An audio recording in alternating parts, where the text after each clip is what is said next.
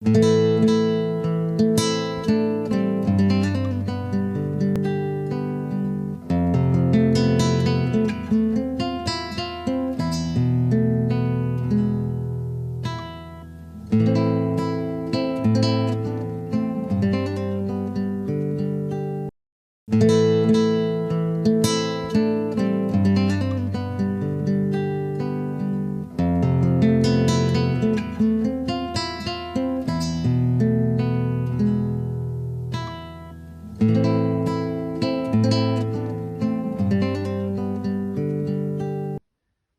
howdy folks, this is Travis of Elston Equine Solutions with the Clopton Cow Company, and we're here to show you part 2 of hobbling. Stage 1 is teaching a horse how to lead by all the hooves. That's the front feet or the hind feet. Part 2 is the one leg hobble. Part 3 is sideline hobble. Part 4 is 3-line hobble, and part 5 is just the regular front hobbles, how to set that up properly. So that's what we're going to be concentrating a lot in future videos. But today what we're doing is phase 2, which is one-line hobble. Now the reason I like one-leg hobbles is because it really helps a horse learn how to balance on all 3 legs. Number 2, what I like about it is they really learn to be very, very submissive, okay? And by submissive, I mean is use your thinking side of their brain, otherwise known as think. Ray Hunt used to say think. So not only does that help for humans, but also helps for horses. So if they have a leg that's out of commission, they're not going to freak out and they're going to think, okay? And that's what I really like about the one-leg hobble. Whenever you can teach a horse to think, and there's 2 ways of doing it. Number 1 is you move the feet and you control where you place in the feet. If you control the horse's feet, you have them. The second way is if you can control by restraint of a hoof. Think about it, they're a flight animal and you just took away their feet. They have to be able to think, okay? So if you're able to do that, they get very passive really quickly, okay? And that's what I really like about this one-leg hobbling. So I always put in my training, I try to do it with most of my horses, and it's an important stage for teaching them how to hobble, traditionally with their front legs. So what I'm going to do is show you how to put this on. All it is a figure-8 style of hobble. All right, you got a buckle right in the middle. Most of it is the hobble for one-leg hobble is closer to the buckle where this ring is. So all I'm going to do is undo it. And what I really like to do is before I get started on a horse, I really like to be able to pick up all 4 hooves. All right, so if you're able to pick up all 4 hooves for the farrier, you've already passed that stage, you can automatically put this on. If you've already spent all your time doing groundwork for a week or 2, don't stop doing groundwork. Your horse is going to be a lot better accepting a piece of equipment like this. Okay, so the first thing I like to do is I take my lead rope right around the back part of myself.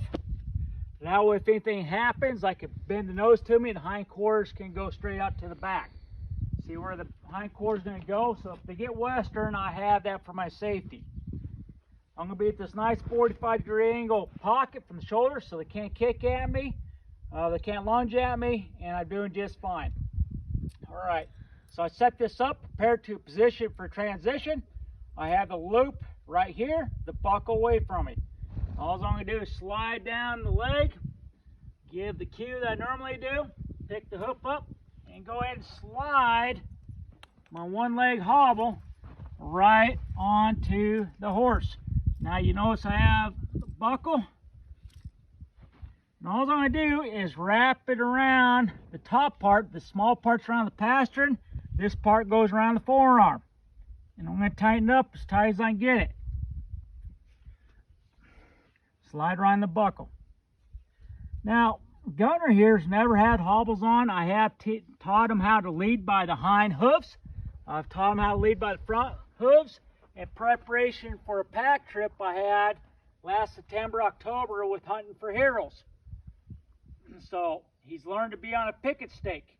That's all he's done. I've never done this with him. So we're going to see how he does with the one-leg hobble. And then I'm going to bring a whole bunch of other videos, different horses that are unstarted horses, and have them do the same thing.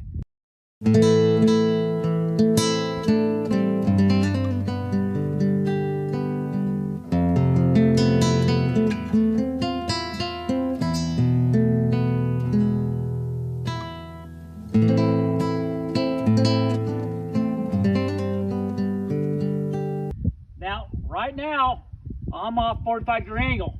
When they first get these on, a lot of times it might rear up, sometimes they might lunge forward, or they might hit the ground. So I try to do this inside of a round pen. It's got nice soft dirt.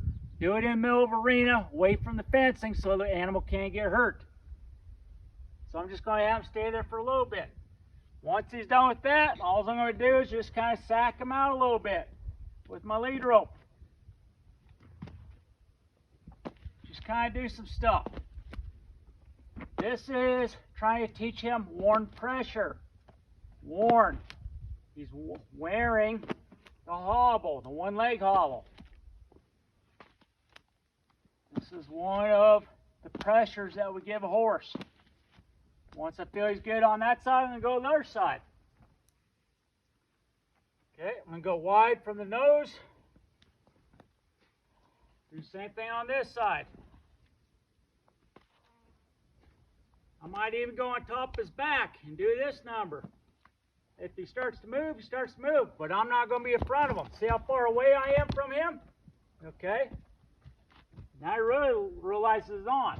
Okay. He does pretty good right there. Now what I might do is have him lunge around with it on. With some horses that are really combative, mentally struggling, I'll keep them moving until they get kind of winded, okay? And then I'll see when they want to stop, I will stop them, because they pretty much said, okay, I figured this out now, Travis. I figured out you got my feet. All right, so I'm going to point. This is where the groundwork comes in. Now I'm going to have him go. Good. Good boy.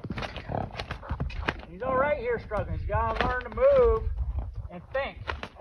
This is what I mean by think. Good. Good boy. Good boy. Good boy.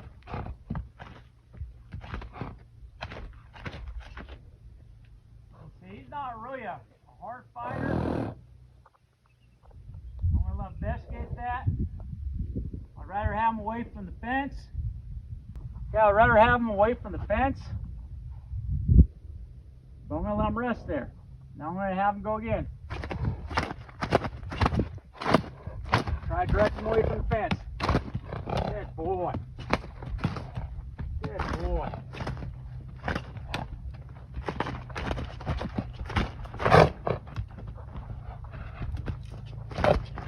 Now you see he's struggling. All I want him to move.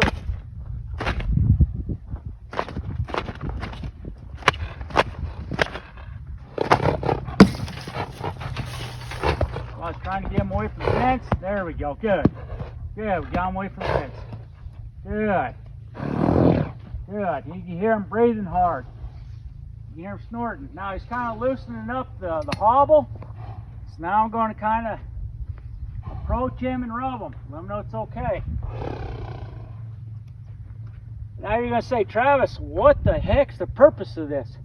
Well, think about it. If he gets inside of a barbed wire fence, I don't want him to go into survival mode and start cutting himself up. I'd rather him learn his homework, his lessons right now, and spend my time doing this, teaching him to think. It'll save me a long run versus veterinarian bills. It'll save him from having time on commission where he's not on the payroll working cattle.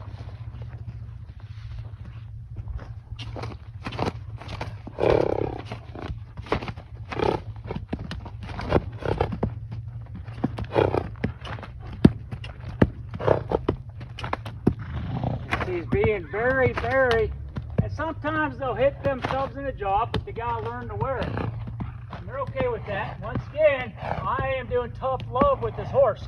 And I love horses But I want to make sure they get to, there we go. Good.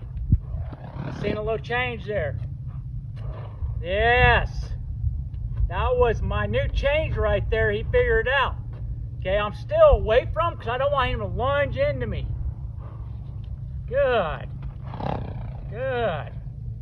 So I'm going to see how he lunged towards me. Now, a lot of times they will do that because they're going to you for safety. So what I'm going to do is have him back up.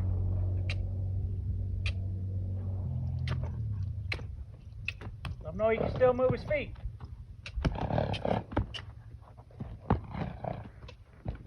Put my hand up for safety because I don't want to get run into. Good. I'm going to untrack the hindquarters. Good. He's thinking a little bit. Good. Now I'm going to untrack the hindquarters. Notice I got distance between me and the horse's front in case he lunges into me. Nice pass there. I'm running a little bit because I don't want to be in front of him. You don't want to. I don't like where his eye was not on me there. Good. Now over there. Good. Now he's bringing the front end. I want the back end to move. I want the back end to move. Good. Hand up, hand up. Back end move. Back end move. Now it's going to be harder. There we go. Good. It's going to be a lot harder for him to move on that other side because everything's on this side. You're thinking, man, you're being mean to this horse. Well, I'm not. Good.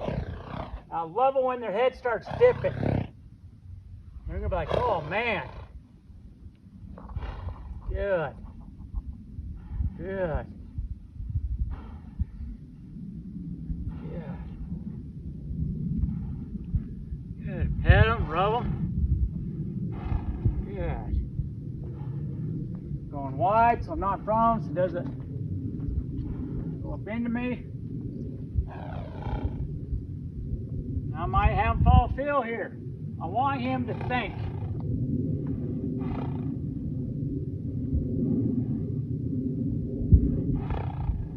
Tip his nose. I'm going to have him figure this out. This is where that groundwork comes in. Good boy. Good boy. Good. Now there's only a small window you can have on a horse to be able to have him psychologically keep that one leg strap on. I like how his head's going down. I like he's calmed down a lot now. Yeah. I'm just going to reassure him. Yeah. But I really like doing this stage one before I put on front hobbles or sideline hobbles. It really makes them think. Good. Now, another application to having this on, if you have a horse who always moves and you're trying to put a saddle on, this is one way you get the job done when you're first teaching a horse, once getting worn pressure, putting the saddle on. Put this one leg hobble on, you can throw a saddle on here pretty much all day, okay? That's another reason for a one leg hobble, in case some of you didn't know that. Alright, so what I'm going to do, he's pretty content. Now what we're going to do is take it off. Now remember, whatever we do on one side, we got to do to the other. Another principle of training with horses. So all I'm going to do, I'm in my nice little 45-degree angle, get my arm up so I don't get hit. I'd rather have his nose over here. Good.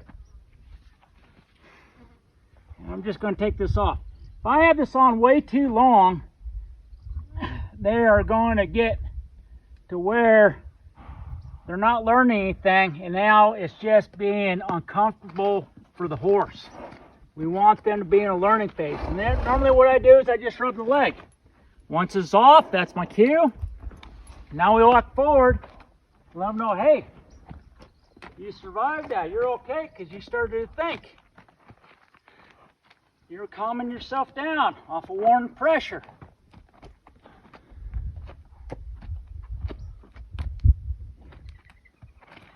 You're going to say, well, Travis, what's the difference between worn pressure and self-directed pressure? Well, hobbling is very similar, okay, in application. But the difference is I am here supporting my horse for worn pressure, okay? I'm here going back to exercise that the horse is comfortable with, the horse knows, and I'm here supporting my horse, okay? Self-directed pressure, I might tie them up to an inner tube, you know, for horses that pull back and they got to figure it out by themselves, okay? That's the difference between the two. All right, once again, I'm right here in my magical pocket.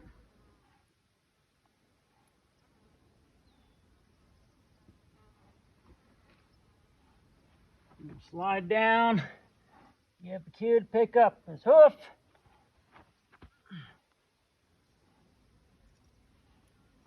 Go around the forearm with the strap. Lock in the hoof into place. And only get as tight as I can, but once they start moving, I guarantee it'll loosen up and you're just going to have to tighten it up again, okay?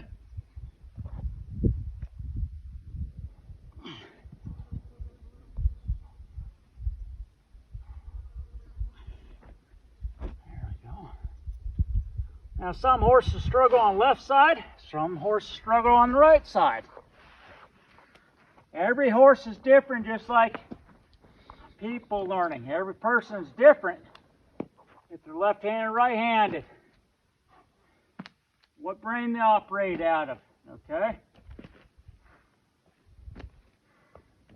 And all I'm doing is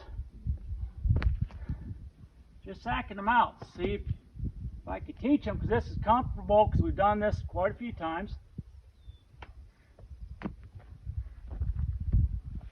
And just let them. Now I'm coming back. I'm waiting for being forward of the horse. I'm just going to swing my rope over top of his head. Good boy. Once he feels comfortable with that, I'm just going to follow the soft feel.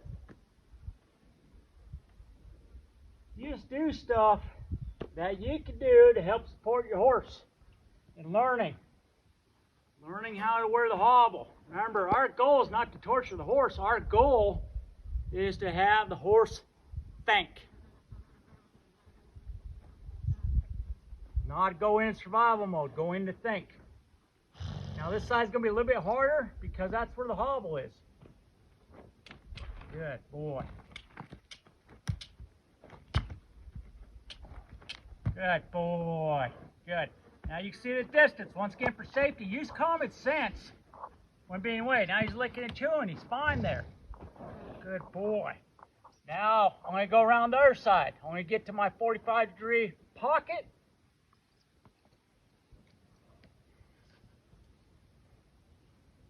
I'm going to do the same thing on this side.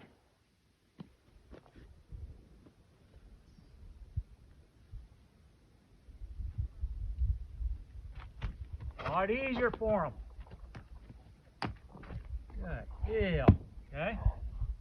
Now I'm going to untrack the hindquarters if I can. Decide to move the front end. That's okay. He knows it's on. Now I'm going to untrack the hindquarters if I can.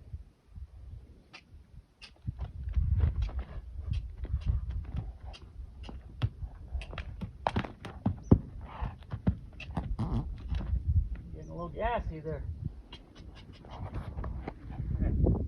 So he's learning how to balance, okay? Not really untracking the hindquarters. And the reason being it's a little bit harder for him because guess where he is shifting his weight in his mind? All the way to the back, okay? And he's used to moving the front end around, so he's really learned to shift his weight to the back.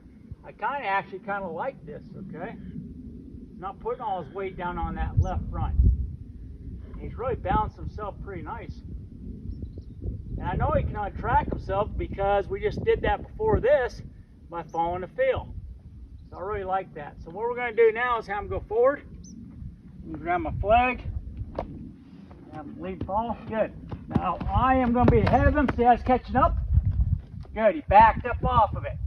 They're going to seek comfort with you, so they're going to try to come into you. Especially because, remember, that one-leg hobble is kind of linking them to you. That passiveness. All right? Now we're going to create forward movement. Good boy. See, he's really doing a lot better on this side than he did the other side. The other side, he was just runaway freight train. Good. And I'm just going to have him going. And he's bottom of the herd pack, herd of 5 horses that I have. Well, I shouldn't say the bottom, because Poncho is, but he's the youngest. So I don't really count him right there. All right, I like that. I'm not really getting no fighting with him. I didn't have to go for 2 minutes of lunging him. And he's still breathing, okay? Breathing faster than normal. So I got my point across. Good. I'm going to come up to him. I'm going to rub him.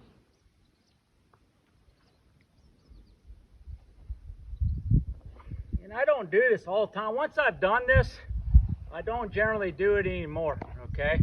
To me, okay, now he's moving. I got my hand up for safety. Good. Now I'm going to, I like how his head's going low. I'm going to go wide, go around him. So once again, I don't want him to lunge. I'm going to get that eye to this side. Good. Good. Hand up for safety. Now I'm going to untrack this side. Good. Good. Good. Okay, I don't hear him grunting. I don't hear him whistling. He's not really that mad anymore, okay? He's accepted the worn pressure. So now we're just going to take the hobbles off. I'm in that nice 45-degree angle. He can't lunge into me, can't kick into me. I'm going to put my lead rope around my back so I can bring his nose away if I have to. It doesn't take me long to do this number if I have to, okay? Okay, we're undoing the strap from the buckle. Slowly put his leg down. I'm just going to rub. This is a cue once again that I took it off. You got to have a cue for your horse to know that you've taken something off. That is the cue I've always used. I've been doing this for a long time. There's some people up in Montana that teach hobbling. They teach picketing, they do all kinds of stuff, and I know there's some specific clinicians out there that learned off of these guys up in Montana. And then they just renamed everything that they use and put it underneath their little pattern, okay? So anyhow, good stuff. Now you know the purpose, you know the reason behind it, and we're just going to get some more horses, keep doing the same thing. Check it out.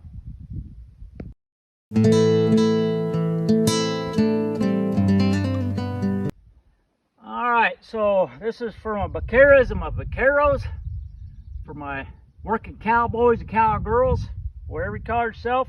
You use a simple piece of rope if you're short on dinero to be able to tie a one-leg hobble, and I'm going to show you how. So I got a 6-foot rope right here. This one's actually a rock climbing rope. It's nice and soft. It's not going to burn the horse. Basically, all you're going to do is find the middle of your rope, pinch it. You're going to come from the medial side of the horse, which means the middle, bring the rope to the back of the pasture bone, and all you're going to do is an overhand knot. Real simple like.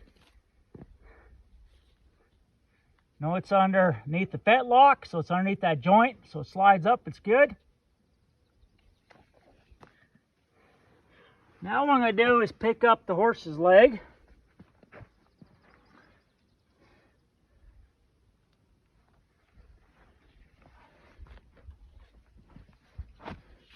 I'm going to tie it up to the forearm. I'm going to split it like scissors. Go around one side, around each side. And I'm going to do 2 wraps. Crisscross skin on the back. Come to the front. Now the front, all I'm going to do is do a square knot. It's going to be left over right. Draw it down. Right over left. Now I like this rock climbing. This is dynamic rope rock climbing, and it doesn't have much stretch to it, okay? Now you can see it's not going to move here. It's up on top of the forearm. And now we have a single leg hobble. And I'll demonstrate moving the hindquarters here. And you see it won't move. Good boy. Now go forward.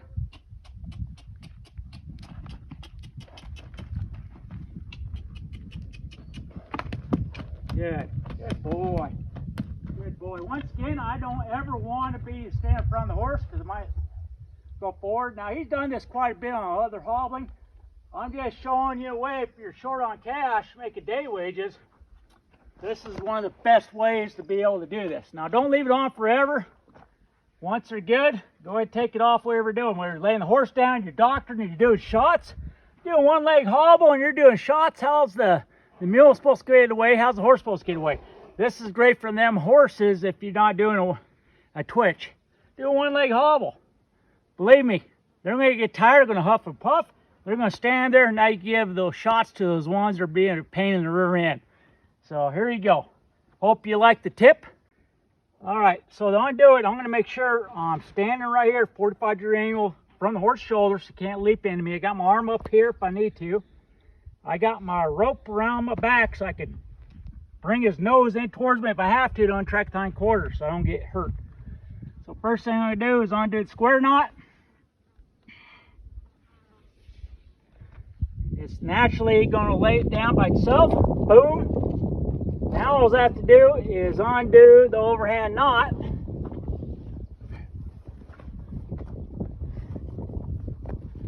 Rope the leg, let them know, hey buddy, I took it off. You got circulation, and now we just go wherever we need to. As you can do it. Easier making flapjacks. Thank you. Adios.